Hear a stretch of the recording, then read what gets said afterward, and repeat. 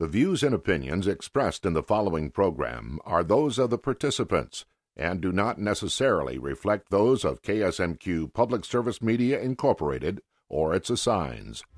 Welcome to On Cue. I'm Stephanie Passingham, sitting in for Eric Olson.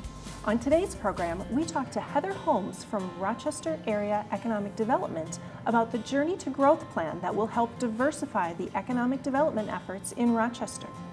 Austin Public Schools Superintendent David Krenz and Melissa Barr from Mayo Health System talk about the new health kiosks going into the schools. And Steve Kime brings us our Vision 2020 update. Stay with us. On Cue is next.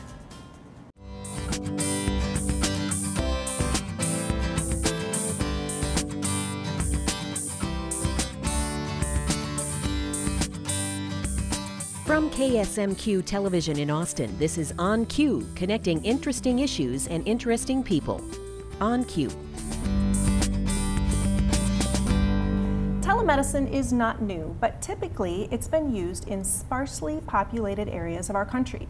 But today we're going to learn about a new application for telemedicine from Superintendent David Krenz of the Austin Public Schools and Melissa Barr from Mayo Health System.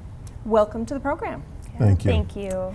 Superintendent, tell us a little bit about how this idea generated of putting healthcare into the schools. Well, as you know, in the community of Austin, Quality Pork started looking at on-site clinic for their facility and their employees. And it became evident that we needed to do something in the schools to broaden that base. So we began conversations internally on what we could do. And in that process, we're contacted by Mayo Clinic Health Systems that they were interested in doing something similar. And we began looking at it as a partnership at that point. We were excited about that. And mainly the goal is to provide quality health care at a convenient location and time for our employees. When you work with companies or public entities that want to do something like this, is there a minimum size? You know, I think the school district is pretty big, certainly Quality Pork is large. Is that part of the requirement? Not necessarily. We started actually the project internally with our own employees. We wanted to test some of our systems, policies, procedures internally before we broadened our audience and scope. Mm-hmm. But size doesn't have to be a limitation. Okay. So in terms of the school district thinking about this, was it a function of employees don't have to go off-site to get health care? Are you looking at this as making the school day a little bit more efficient or just more convenient for your folks? The cost of providing medical care for our employees was skyrocketing, as most employers have found. And we were looking at ways to control that, as well as the convenience, because we were losing many hours of productive time as employees had to take days off to take themselves or their families to visit the doctor. And we just felt, is there a better way to do that? We didn't know what that way would be, so that's why it was important to find someone who could bring that expertise to us and help dream on what could best fit the school. Mm-hmm. Okay. Yeah, this partnership between Mayo Clinic and the Austin Public Schools is really a win-win for us both. Mayo Clinic gets to really get our feet wet with the technology and the platform that we've got forward with using in seeing patients in this capacity. It's also a win-win for the Austin Public Schools. The quality is still that Mayo quality of care. Mm-hmm. The cost is affordable to the individuals. It's convenient being an on-site or near-site, and also that continuity of care piece with the information being retained and the integrity of the healthcare information being within the patient's medical record. Right. I suppose a lot of the teachers are already using the system as it exists, and this just saves them the time of having to go to the clinic instead of right there in the building. Tell us a little bit about the kinds of things. Give us a picture of the structure. What's it going to look like when people walk up to the kiosk, is what you're calling them. What's it going to look like? It is a enclosed station. It's blue and white, and it's about the size that fits a computer screen, a chair, and a bench for maybe 3 children or a couple more adults to sit behind you if you have dependents. The patient walks up to the touch screen, logs in via their symptoms. Maybe they have a sore throat, an earache, low-grade fever, maybe they have a rash. Based on the symptoms that are entered and checked, it goes through a series of asking, how severe the cough is, or how much So almost like drainage. a little survey. It's kind of a quick triage process, and that information is used then as discussion points with the provider once the consultation starts inside the station. Okay. So the patient gets checked in with the attendant. We have a Mayo Clinic Health System attendant that works right directly at the station during the hours it's open. So you do have personnel on site? Yep. Okay. They help with not only the registration process, but any insurance questions and insurance entering into the patient's medical record, and any help with any of the technology too for the patient along the way. Okay. Superintendent Krenz, what's your goal in terms of, are you putting one of these kiosks in every building? Are you going to start at one building and see how it goes and spread out throughout the district after that? Where do you plan on putting That's a these? good question. As we looked at the project itself, we learned a lot as we investigated other projects similar to this, not necessarily the kiosks, but on-site clinics. And one thing we learned is that it's convenience. Patients, employees would expect the convenience. If you can't provide the convenience, then they're just as apt to go to the clinic, go see their doctor in a more traditional fashion. So as we looked at it, we looked at our two largest sites, the high school and then the Alice I.J. Holton site. So we're going to actually place them not on the high school site. We're sharing a site with Mayo Systems just down the street from the high school. I think it's a block away. And then one inside of Alice. So that's the majority of our staff, so it'll be convenient for them. Now we're looking, if this is a very positive project, pilot, then maybe expanding it. Great. So you mentioned a little bit about the types of things, or this survey, the questions that they go through. If someone is not feeling well, what kind of conditions would they come to a kiosk for? What's the breaking point of where, when, nope, this is pretty serious, you better head down to the physical site of the clinic or the hospital or the emergency room? What can you do at a kiosk? Yeah, in simplest terms, the symptoms and reason for visit at the station would be the same or similar symptoms that you would find while going to an urgent care, a quick clinic or a convenience clinic, express care clinic, that type of thing. Okay. We don't see patients who are having chest congestion or chest pains or severe abdominal cramping. Those types of things would not be appropriate. But your average, sinus, allergy related, cold, rash, fever, those types of things we could see at the station. Okay. What do you do if it's something, in high school sometimes you see strep throat run through the population of students, but that requires one of those swabs. Can you do that at a kiosk, or do you do really more of a preliminary, and if you suspect that's where you're headed, you send them down to the clinic?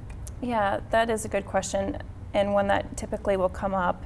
If the provider cannot treat by protocol, or there's no history of reason for treatment, then the provider could just enter in and put in those lab orders right directly through the lab, and the patient could just go directly to the lab for any tests that are needed. Okay. So they wouldn't have to be seen in addition to the station. Make an additional stop. Right. Okay, great. Superintendent Krenz, is this going to be open primarily to staff members of the school district, or are students going to be able to take advantage of this? In the beginning, we're looking at all staff members, those that are on our insurance and those that aren't. And we're working with Mayo Systems on how we're going to bill and treat those that aren't on the insurance. But to begin with, dependents of all staff will be able to utilize the systems. We're hoping that someday, as we expand, that it will also include student population. All right, great. Give us a sense of timeline. These are underway. When do you expect them to be installed? We do have one station set up at the second floor clinic at Mayo Clinic Health System in Austin, and again we're using that one to pilot internally on our employees. The site of the Ellis Middle School will be up in February, and the 408 Mayo Clinic Health System building will also be up in February. Well, thank you so much for coming and sharing this news. We're looking forward to seeing how it turns out. We are too. Yeah, great, thank you. Stay with us. Eric is coming up next. He's visiting with Heather Holmes from the Rochester Area Economic Development. Stay tuned for more On Cue. More than half of all U.S. hospitals now use some form of telemedicine. Telemedicine is the use of telecommunication and information technologies in order to provide clinical health care at a distance. Consumers can even download health and wellness applications for use on their cell phones.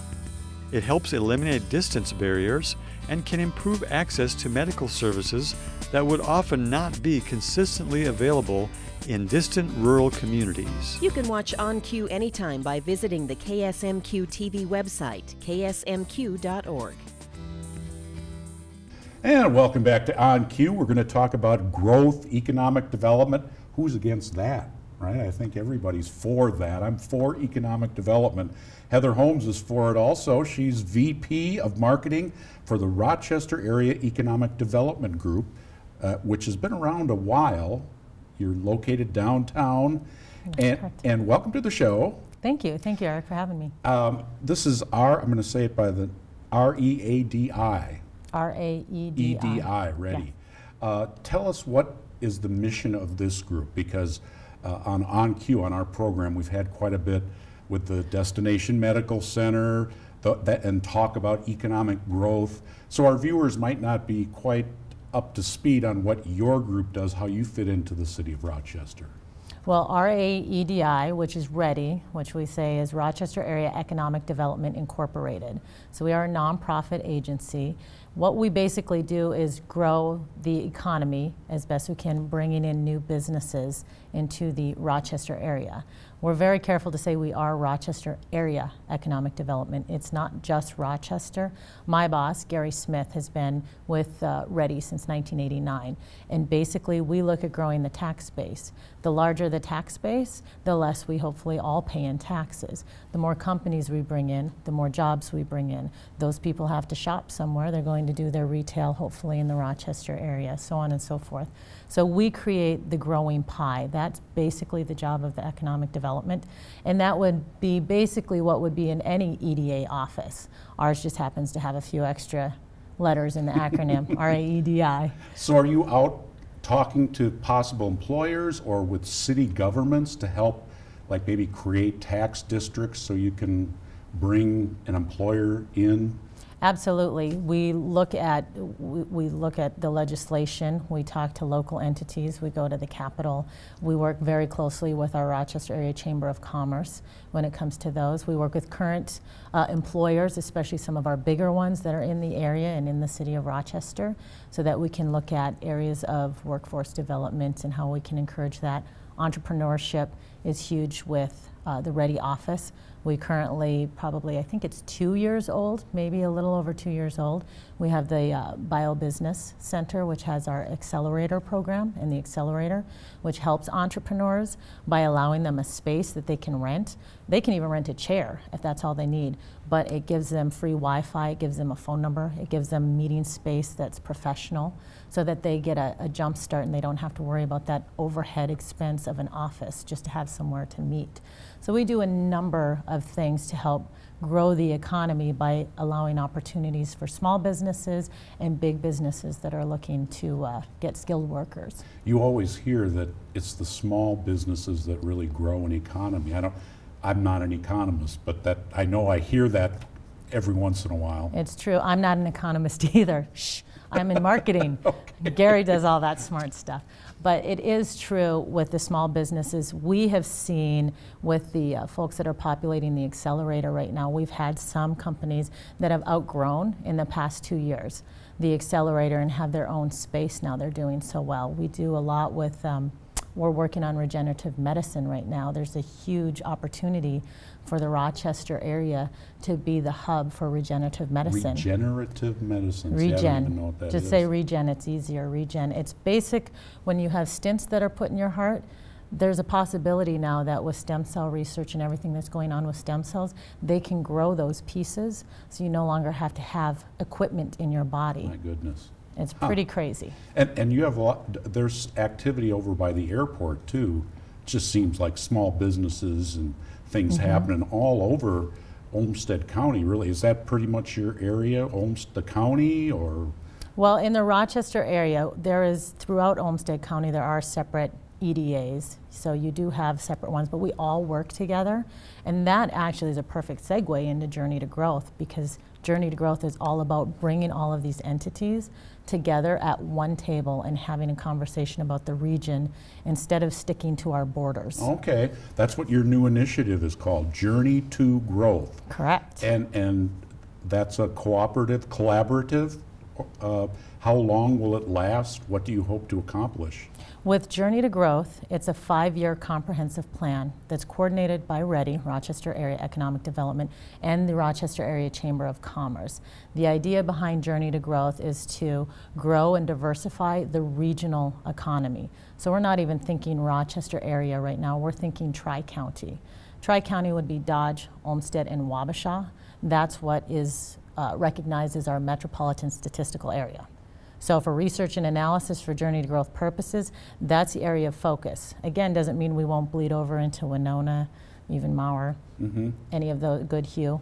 That can happen as well. But that's where we're starting right now with the Journey to Growth initiative. And that means take what you have, like the Mayo model there, and grow those businesses? Or how does Mayo and the Destination DMC Medical Center, how does that fit into this initiative? So the Journey to Growth initiative is complementary to DMC. So when we think of DMC, that's the downtown infrastructure and the patient visitor experience that is the main focus, is their downtown footprint.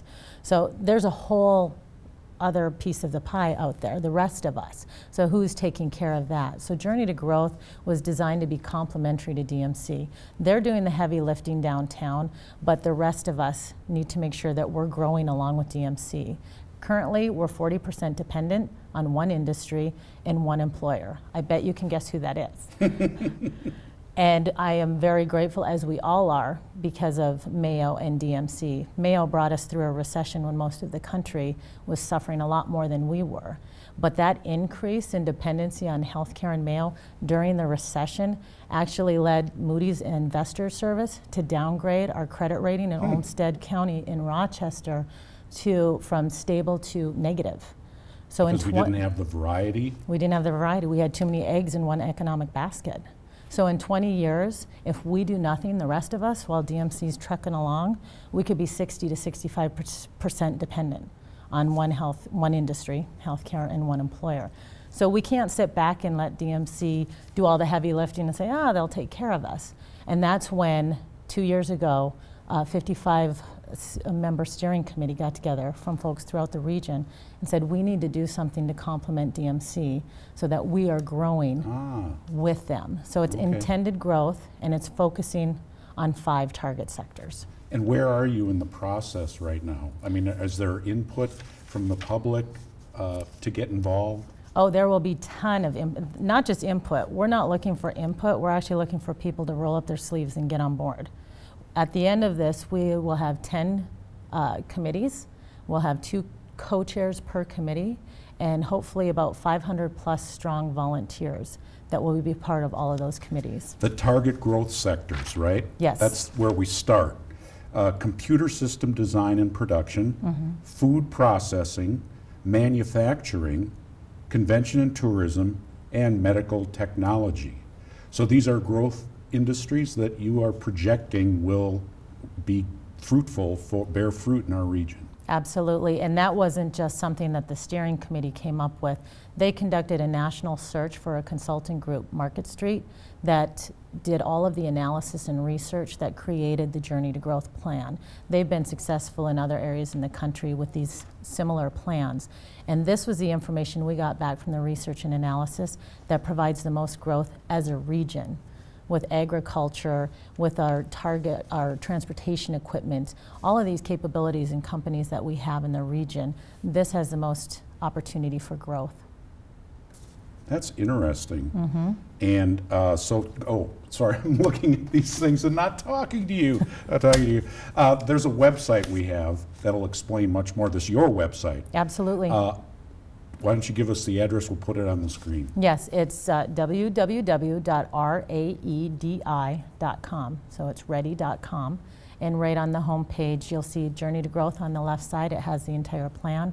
all of the analysis and research, how we came up with the target sectors, and what the community said. We did do tons of interview and public surveys. Where's your funding? That's a great question, Eric. We only have 30 seconds. I'll put my pitch out right now. We do not have funding as some other plans do. We need funding. We not only need folks at the table that are volunteering their time, but we need some of the bigger entities, the organizations that stand to see the most fruit bared from this, to step up and help support this plan for 5 years. Currently, we're looking at our ready investors, and we have not raised their investment in the ready investing, but we are asking them to step up on the journey to growth side, because we do need to fund this plan. In 5 years, we're estimating it will be a little over $2 million, which really pales in comparison to some of the numbers we've been hearing in the news lately. Mm-hmm. Well, it's money well spent, sounds like. Heather Absolutely. Holmes, thank you very much for educating us. Thank you for having me. This ambitious program. And we'll be right back with a Vision 2020 update. Queue up your own comments for On Cue and send them to us at onq@ksmq.org.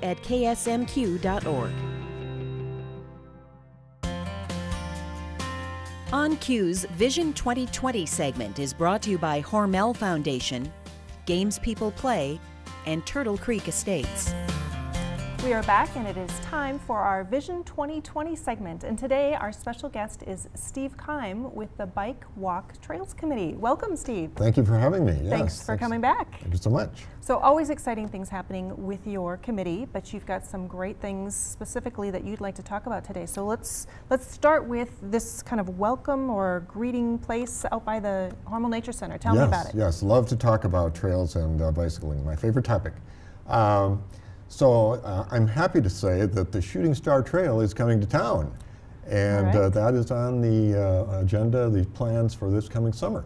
Great. So with that, we thought it would be great to have an area where riders coming into town would be welcomed to Austin. So the area we selected is right at the 21st Street exit off I-90, right by the Nature Center. And so the elements of that rest stop, I'll call it, could be a kiosk, a bench, some landscaping, a nice, I call it something iconic to Austin. So people often want to take their picture. You know, when they visit a particular location, take their picture and say, I was in Austin, Minnesota bicycling. So that's kind of the things we're thinking about including in the project. Selfie promotions. That's what Selfies, that's what I use that often, actually. So now, is that where the trail is going to come in? Will it come right up that highway? It has already done that there, along the south end of the Nature Center from 28th Street to 21st Street, and the trail actually then goes along 21st Street to the Nature Center. Okay, great. So the trail is done, and it's just an open area there as you come out of the trees, and it'll make a perfect place to welcome people to town. Great. Do you need any kind of help to make that a reality? We have some, the city of Austin has set aside some funding for us to help with that. We're very appreciative of the City of Austin for their help with a lot of things, and particularly this project as well. We'll also gather some other funds as we can to complete the project. All right, sounds good. Yes. Now, you also work on the whole concept of bike friendly. Tell us a little bit again about what that means and what you're working on now. Yes, becoming a bike-friendly community is not an easy thing to do. There are a lot of requirements, many things to accomplish, but we've started on it. We're starting with improved signage on our trails. Okay. We're in the process of putting out some new signs, directional kind of wayfinding signs that give information as far as mileage and things like that. Sure.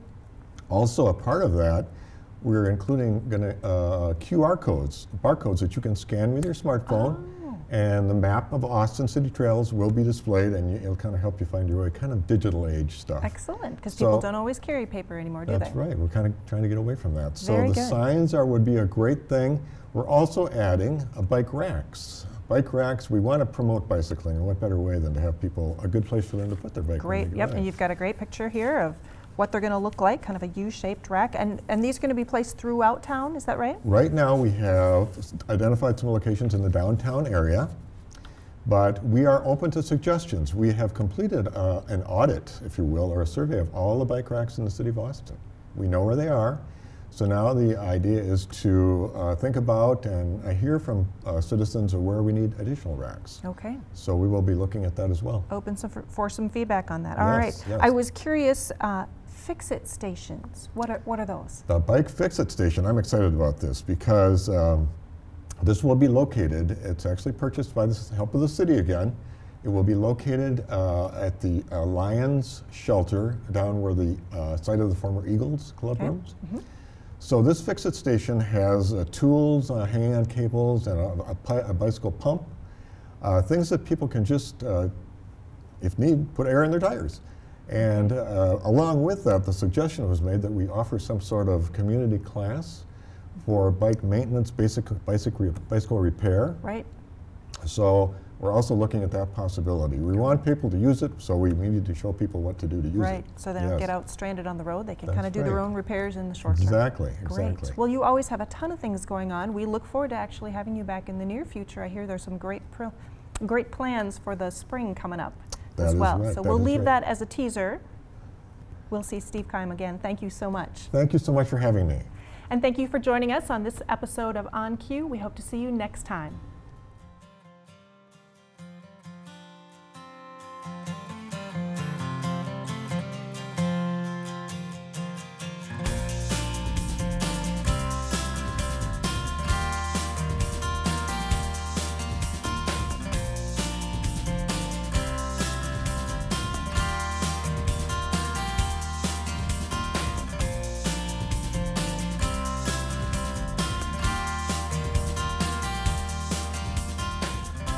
On Cue is a production of KSMQ Television in Austin, nonprofit public television.